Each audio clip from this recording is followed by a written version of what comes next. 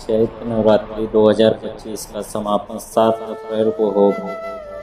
नवरात्रि के अंतिम दिन, जिसे नवमी तिथि कहते हैं, देवी दुर्गा के 9वें स्वरूप माता सिद्धिदात्री की पूजा की जाती है।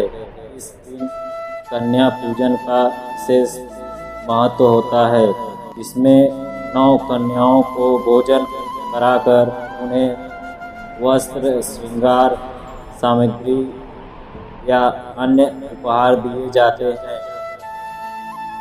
नवमी तिथि के दिन विवाहित महिलाओं को माता सिद्धिदात्री को सुहाग का सामान अर्पित करना चाहिए, जिससे उनके जीवन साथी की रक्षा और सौभाग्य की प्राप्ति होती है। इसके अलावा दुर्गा सप्तशती का पाठ करना भी शुभ माना जाता है। इससे मनोकामनाएं पूर्ण होती है। नवरात्रि के दौरान स्थापित घट, कलश और जवारी को नवमी तिथि के बाद किसी पवित्र नदी या जलाशय में विसर्जित करना चाहिए। विसर्जन से पहले देवी की आरती और प्रार्थना करना उचित होता है। इन परंपराओं का पालन करके आप नवरात्रि के अंतिम दिन का पूर्ण लाभ उठा सकते हैं और देवी दुर्गा की कृपा प्राप्त कर सकते हैं। चैत्र नवरात्रि के 9 दिन क्या करना चाहिए, क्या नहीं। सोमवार को होगा। इनको रामनवमी के रूप में भी मनाया जाता है, जो भगवान राम के जन्म का पर्व है। नवमी तिथि पर भक्तजन माँ सिद्धिदात्री की पूजा करते हैं और कन्या पूजन का आयोजन करते हैं।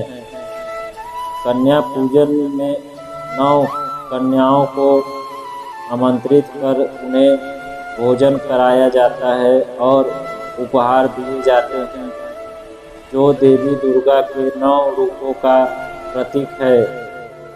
नवरात्रि के दौरान स्थापित घट, कलश, जौ और अन्य पूजन सामग्री का उचित विसर्जन करना चाहिए। कलश के जल को घर के चारों ओर छिड़कें और शेष जल को किसी पवित्र स्थान या नदी में प्रवाहित करें।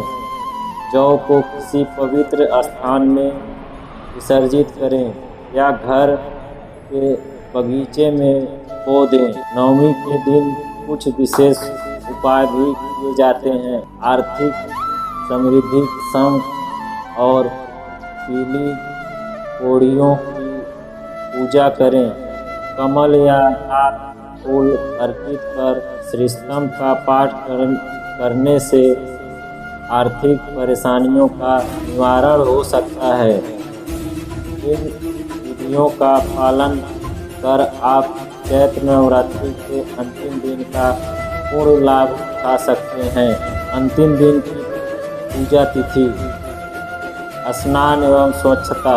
स्नान एवं स्वच्छता: प्रातः काल स्नान कर स्वच्छ वस्त्र धारण करें और पूजा स्थल की सफाई करें। माँ सिद्धिदात्री की स्थापना: माँ सिद्धिदात्री की मूर्ति या चित्र को पूजा स्थल पर स्थापित करें। सामग्री अर्पण: माँ को लाल पुष्प, अक्षत, चावल, धूप, घी आदि अर्पित करें। मंत्र जाप: माँ सिद्धिदात्री के मंत्रों का जाप करें और दुर्गा सप्तशती या दुर्गा चालीसा का पाठ करें। हवन: हवन का विशेष महत्व है। इस हवन करते समय देवी के बीज मंत्र ओम ओम ही चामुंडाय विच्छे नमो नमः का 108 बार जप करें। करते हुए आहुति दें। कन्या पूजन: नवमी तिथि पर कन्या पूजन का विशेष महत्व है। 9 कन्याओं को आमंत्रित कर उन्हें भोजन कराएं और उपहार दें। रामनवमी पूजा। भगवान श्री राम की पूजा करें, भजन कीर्तन करें और रामचरितमानस का पाठ करें। विधियों का पालन कर आप चैत्र नवरात्रि के अंतिम दिन माँ सिद्धिदात्री और भगवान श्री राम की कृपा प्राप्त कर सकते हैं। नवरात्रि के आखिरी दिन पूजा कैसे करें? आप निम्नलिखित कार्य कर सकते हैं। रामनवमी पूजा। भगवान श्री राम की मूर्ति या चित्र के सामने श्रद्धा पूर्वक पूजा करें, भगवान कीर्तन करें और रामायण का पाठ करें। कन्या पूजन।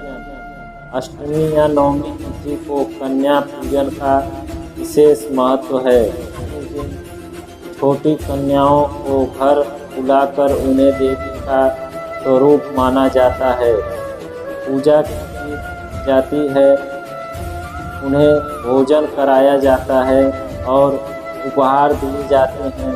यह देवी दुर्गा के प्रति कृतज्ञता और सम्मान प्रकट करने का एक तरीका है। व्रत का पालन। यदि आपने नवरात्रि के दौरान व्रत रखा है तो नवमी के दिन विधि पूर्वक व्रत का पारण करें। पारण के समय सात्विक भोजन ग्रहण करें, जिसमें कुटुक, साबूदाना, राजगीरा, मखाना, अरबी, कच्छु, आलू, सिंगाड़े का आटा, सामक के चावल, मेवे, सूखे फल, सेंधा नमक, जीरा, अदरक और हरी मिर्च शामिल हो सकता है। डेयरी उत्पाद जैसे दूध, पनीर, दही, लस्सी, छाछ आदि भी सेवन किए जा सकते हैं। दान पुण्य। इस दिन ज़रूरतमंदों को अन्न, वस्त्र या धन का दान करें, जिससे पुण्य की प्राप्ति होगी और समाज में श्रद्धावना बढ़ती है।